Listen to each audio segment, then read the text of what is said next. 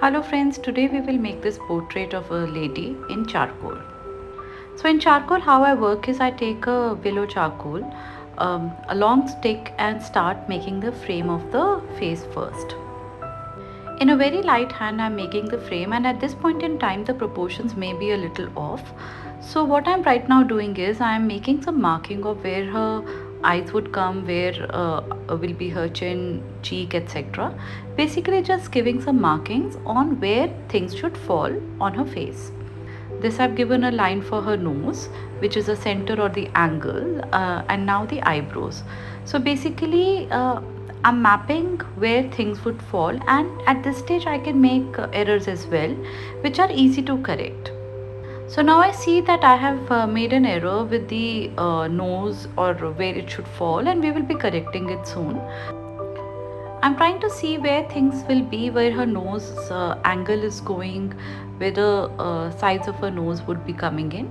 I've realized that, erased it with a kneaded eraser and then redoing the markings. Now, like I said, we are allowed to make mistake at this stage because this is a marking. I'm mapping out where the lips would fall and what should be the width of the lip. Right now, I'm not worried about whether she will look pretty or not. Just giving markings and moving forward from there. See, I've given a line of where her cheek and her jawline would come in. I'm not too perfectly happy about it, but we will of course correct it in a bit.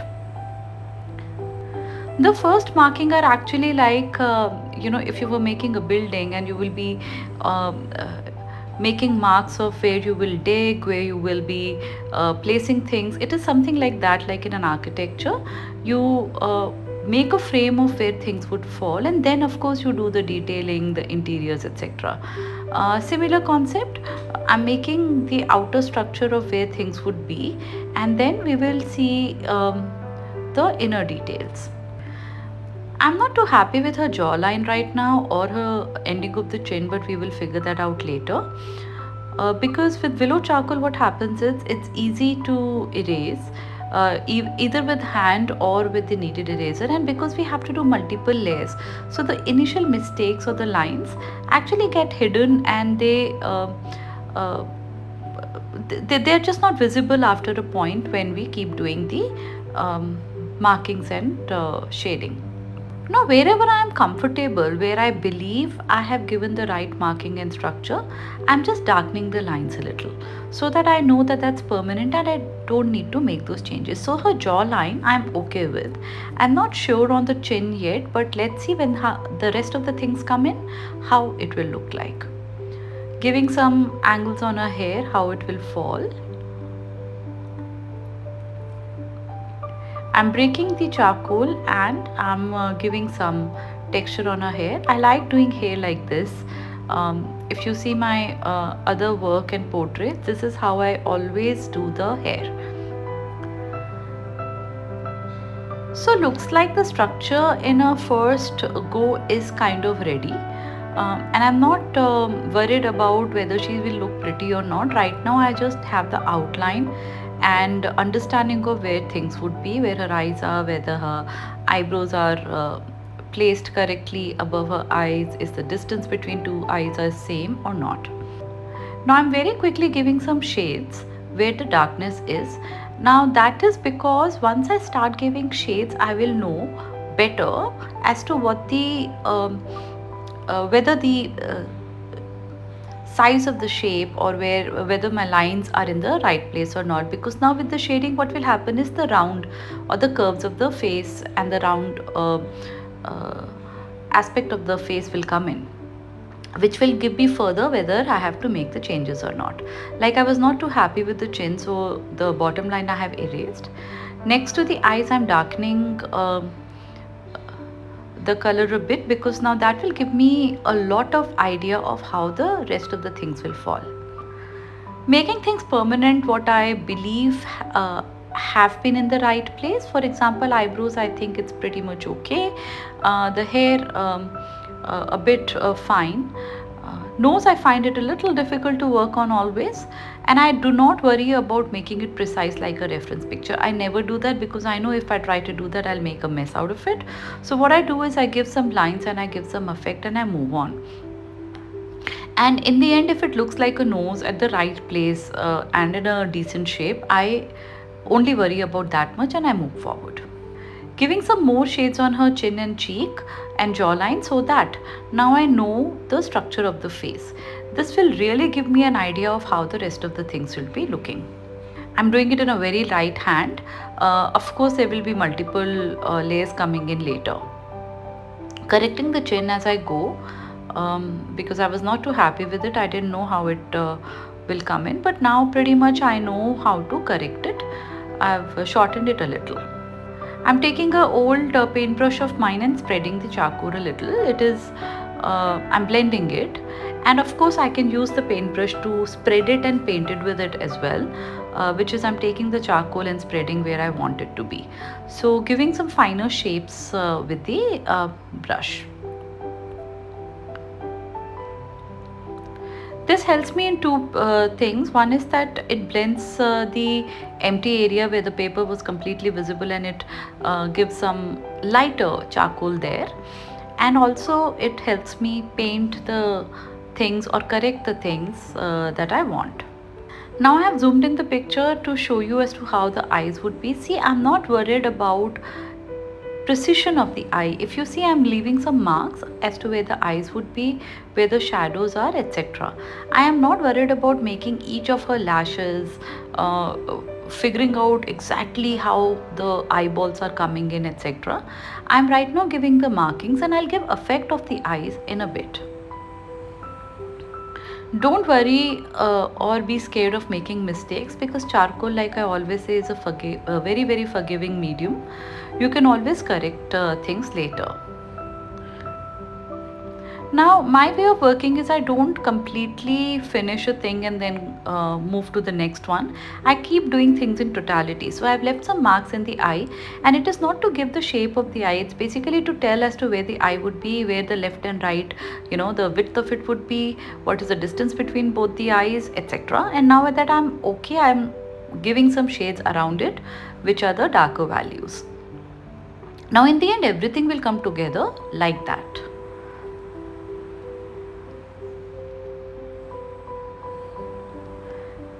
Just defining the nose and the side of the nose as well, because that's the area where the darkness would be. And you see each small element that I'm drawing is defining even the area that I'm not drawing, right? So the cheek and the cheekbones, etc. The moment I do that, the eyes becomes a little more defined, right? So you need to work and look at your painting in totality.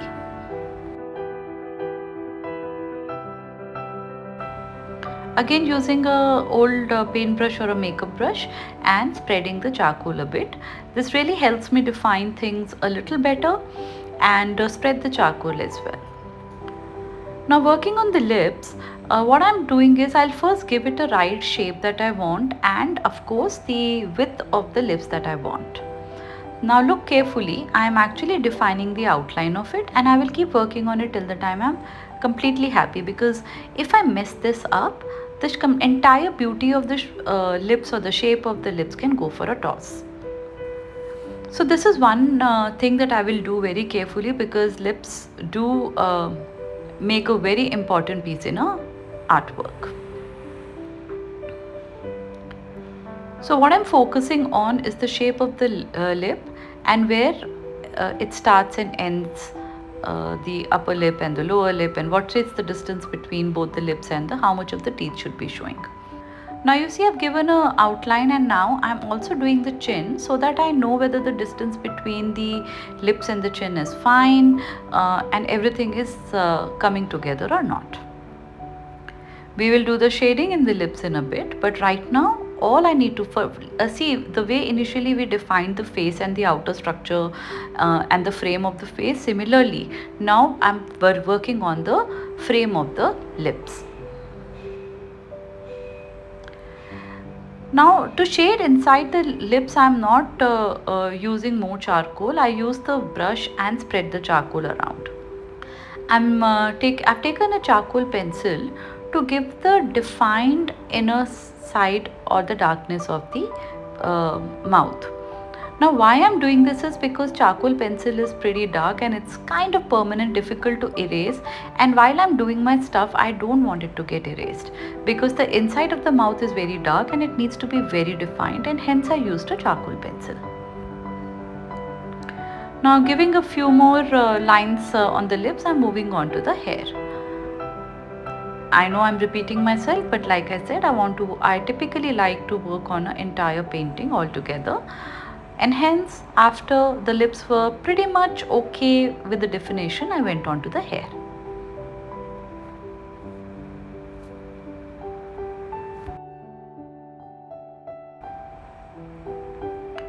Now coming back to the lips, and I'm erasing the extra charcoal around the lips, and once again coming with the stick and painting the darker area, only one side. See, if you see very carefully, I am leaving the shades where it's required and leaving the area where I want the highlights to be.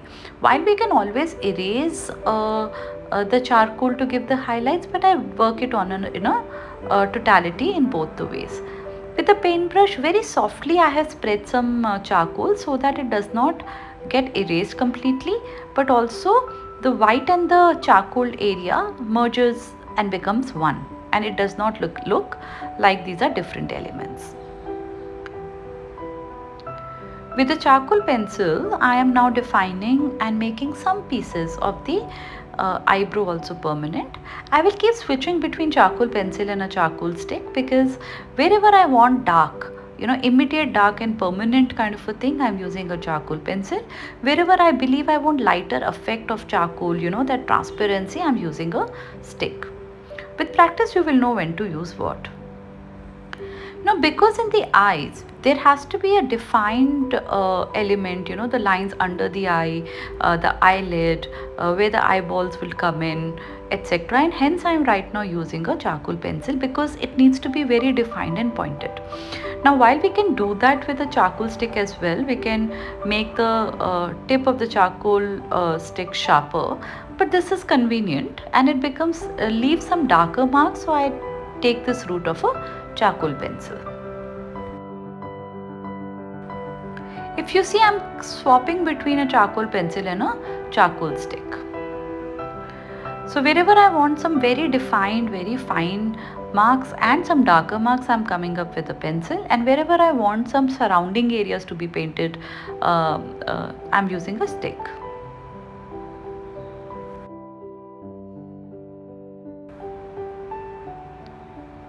If you see, I'm working on layers, and I am while see around the eyes where the darkness was, I'm coming again and again and doing it. This jaw area I had done earlier, and I'm again coming on with it. So in any artwork, no matter what medium you're working with, you have to work on layers, and that makes the artwork beautiful. And you can't make all the layers in one go because it needs to be in comparison to the rest of the painting in totality as to how the hair is looking, how the eyes are looking, etc. And that is when we decide what kind of layering and what kind of an effect we need on the other areas. Very quickly, I am giving some markings on the hair so that we work in totality, and some of a shirt pieces as well. So now you see the painting is taking structure and coming in place, but there is still a lot of work to do, and towards the end only one can get bored by giving the finishing touches and doing the detailing, but that is what makes the painting or the artwork most beautiful, because this till here we can come pretty easy and very quickly, but it's a detailing which makes the artwork different from an average to a beautiful work. I'm trying to get the effect of the hair that I want. Using the charcoal stick, I'm giving the waves or the strands, right? And I will of course come with the charcoal pencil as well when I want the darker and deeper shades. So if you see, I'm not drawing each strand, I'm leaving effects so that it shows that yes, there's multiple hair.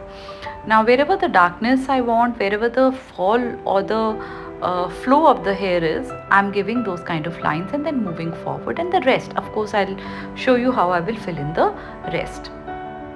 But right now as always, I'm making the frame of how the hair should be. So it is always from fair to frame to filling of the color of everything. First it was face, then it was nose, lips, and now hair, and that is the process.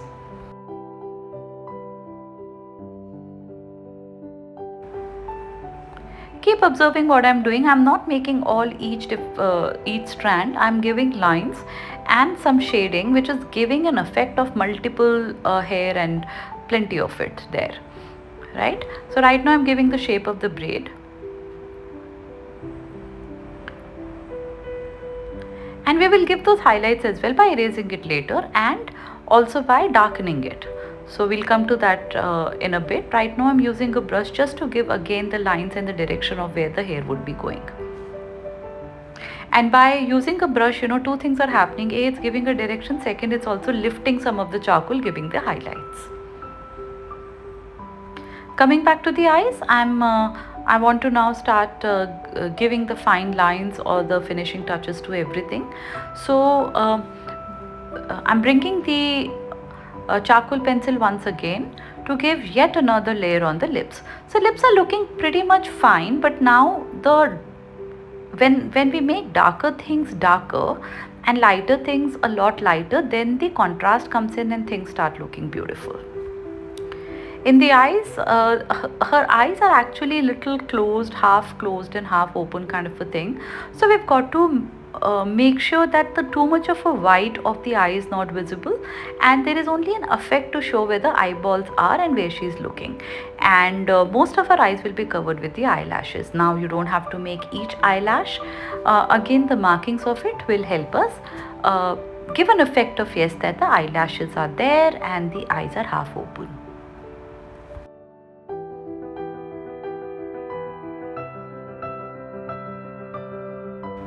So what I'm doing right now is I'm giving a proper shape of the eyes, right? Like earlier we had done it for the lips. Now I'm giving shape of the eye, right? Earlier we had given markings, two patches where the eyes would fall, but now I'm giving lines under the eye as to what will be the shape of her eyelid, where the lashes are falling. So all kind of those things I'm doing over the two patches that we had given. Now don't underestimate the power of those patches. It was super important for me to know where the eyes would be, what will be the shape and size of the eyes, and what will be the distance between the two eyes. So that was a very, very important step, and had we gone wrong in it, nothing that we do now could have rectified that. So that stage is very important, which is the framing. Taking a kneaded eraser and giving some highlights and darkening the eyebrows. Now I know I will be repeating the same process all over again and again, but that is what the part of the artwork is. Defining the chin a little better and giving it a shape as well, because the chin is lifted a little, so I'm giving those marks under just downwards, so that it shows that the chin is lifted, and some hair strands coming from behind the cheek. Making the darkest area absolutely dark so that the lighter areas shine out. What I'm doing with this darker areas is defining the braid as to where the hair is tucked in which direction they are going, etc. So the hair that I'm drawing right now, if you see my hand, I'm moving it with a very free flow. I'm not making my hand stiff, and that is how it should be, because if you see, the hair is falling from her face in a very smooth and unrigid fashion, so my hand also cannot be rigid. I always like to leave some strands loose, so from the other side where the hair is not falling, the other side, empty side, I'm leaving some strands as well. And now with the kneaded eraser on the braid where we had given direction with the darker lines, I'm also erasing things to make it a highlight or the shine on the hair. These two things we'll have to do in combination.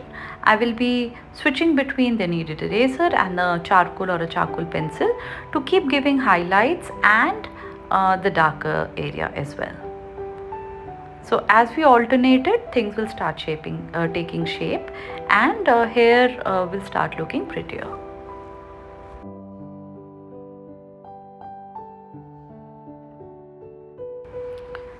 Using the kneaded eraser to give highlights across her head.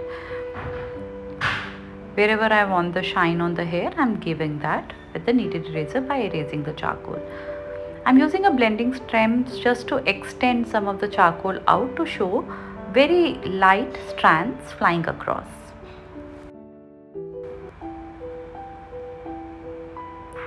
We are at a stage where we are almost at the detailing thing. So now, while you might think that the painting is ready, everything looks pretty, but if you see the final product, to make it to come to that level, we need to give further detailing, which means erase things where we need more highlight and darker the areas where we want more darkness to be. See, the moment I've lifted some charcoal from the lips and the side of the lips, it's standing out because of the highlight and the shine. And this is what the finishing touches do.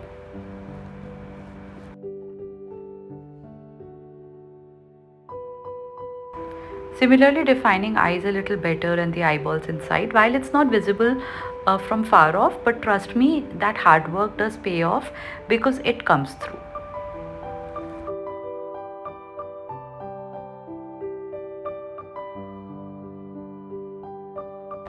Giving all the darker areas a little more darker edge, and I'm using a darkest of my charcoal pencil to do that right now. So wherever the hair is inside and where the light is not falling, I'm trying to make it extremely dark, and around it I'm giving highlights so that the highlights shine better and the darker ones look very, very dark.